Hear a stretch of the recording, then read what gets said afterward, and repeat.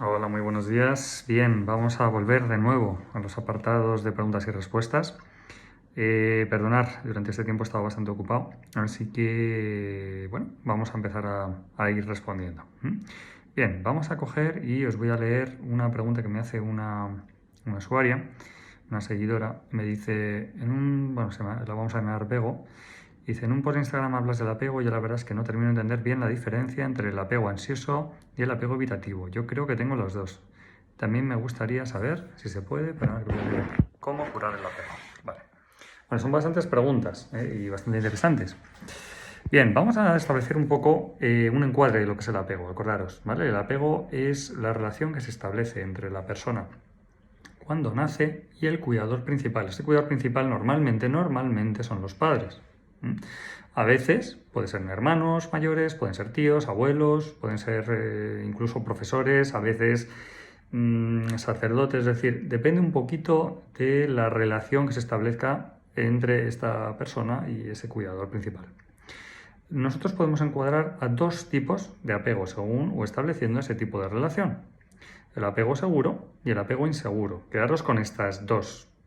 ¿Vale? El resto son apreciaciones, son, digamos, especialidades. Hay autores que hablan de unos, hablan de otros, pero quedaros simplemente con apego seguro y apego inseguro.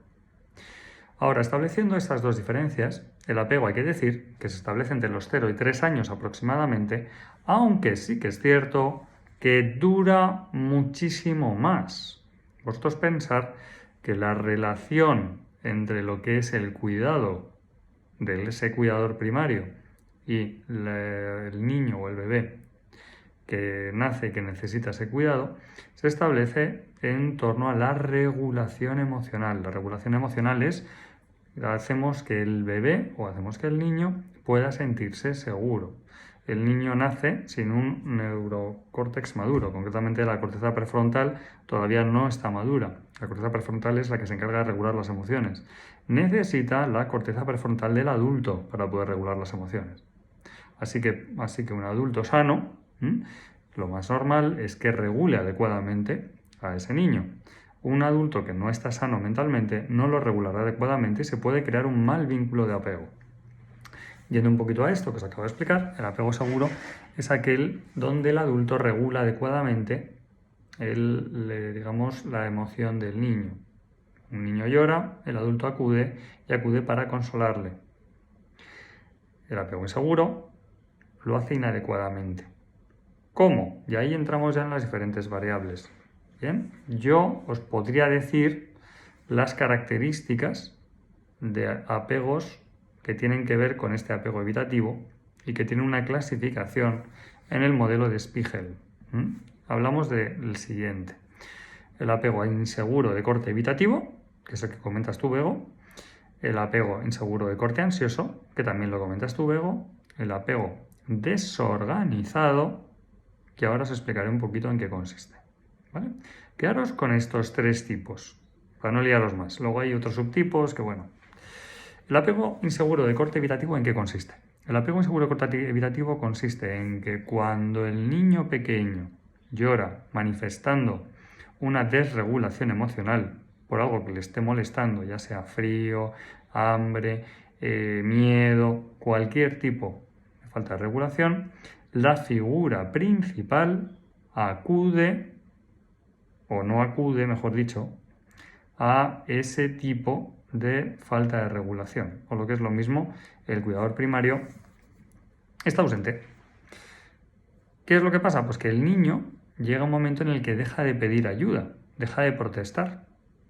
Antiguamente se pensaba que cuando el niño dejaba de protestar, dejaba de llorar, bueno, ese niño maduraba. ¿Qué es lo que pasaba? En realidad no madura, el niño sigue sintiendo exactamente la misma emoción. Lo que pasa es que aprende a economizar, es decir, ¿para qué voy a gastar energía en pedir ayuda si no me la va a ofrecer nadie? El niño deja de llorar, deja de manifestar esa inquietud. No significa que no la sienta. Entonces, este tipo de niños, ¿cómo adquieren o cómo sobreviven en la vida adulta? Bueno, pues muy sencillo. Son niños que nacerán y crecerán evitando en todo momento la figura de apego principal o la figura nutricia, la figura que le protege, porque entienden que no tiene ningún sentido buscarla. Si yo la busco, no lo voy a encontrar. Así que desconfían en general de personas que puedan llegar a manifestar que desean cuidarles, protegerlos o simplemente acompañarles afectivamente hablando.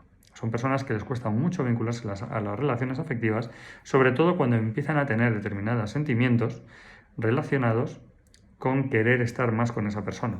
¿Por qué? Porque sienten que cuanto más apegadas están esas personas, más posibilidad de que las abandonen. Así que lo que intentan por todos los medios es intentar abandonar antes. ¿Vale? Luego están las personas que nosotros llamamos con un apego inseguro de corte ansioso. Estas son un poco distintas de las anteriores. Es cierto, y aquí te doy la razón, luego que a veces puedes tener determinadas, digamos, criterios de unos y de otros. Tú quédate solo lo que te he dicho con el inseguro, ¿no? Pero bueno, os explico. En el apego ansioso, esa figura de apego principal, ese cuidador primario, sí accede a la petición de ayuda del niño en este caso. El niño llora y sí acude. ¿Pero cómo acude? Pues acude con mucha ansiedad.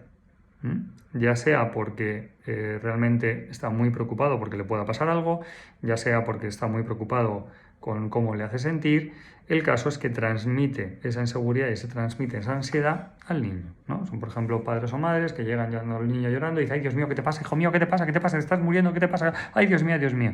El niño, ¿qué es lo que pasa? Pues que en ese momento se queda todavía más alterado, diciendo: bueno, algo terrible me tiene que estar pasando para que ver a mi madre o a mi padre así, ¿no?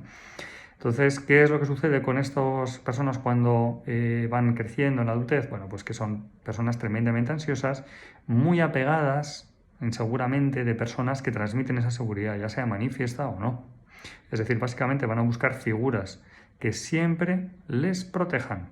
Y esto es muy peligroso porque se adquieren unas relaciones de dependencia emocional muy peligrosas. En muchas ocasiones, si la persona pues, no está bien, pueden ser tremendamente destructivas y muy dañinas. Luego, por último, ya está el apego desorganizado. El apego desorganizado es el más grave. Es el más grave porque, si bien, evidentemente, yo espero que a mí se me ayude o a que mi figura de apego principal me ayude, me proteja y me regule, lo que no espero en ningún caso es que no solamente no lo haga, sino que provoque un estrés adicional al estrés que yo estoy teniendo.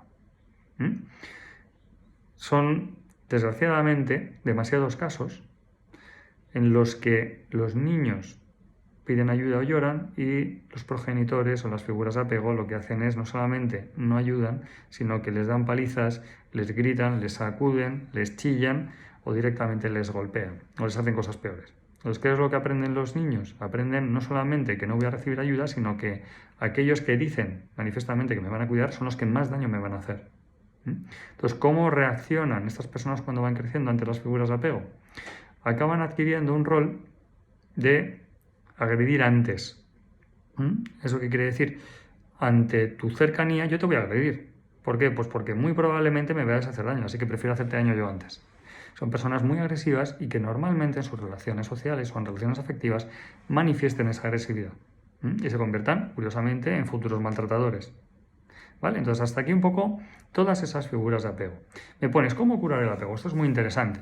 ¿El apego se puede curar? No, el apego no se puede curar. Lo que sí se puede curar son las heridas vinculadas del apego o de un mal apego. Esas heridas sí se pueden curar.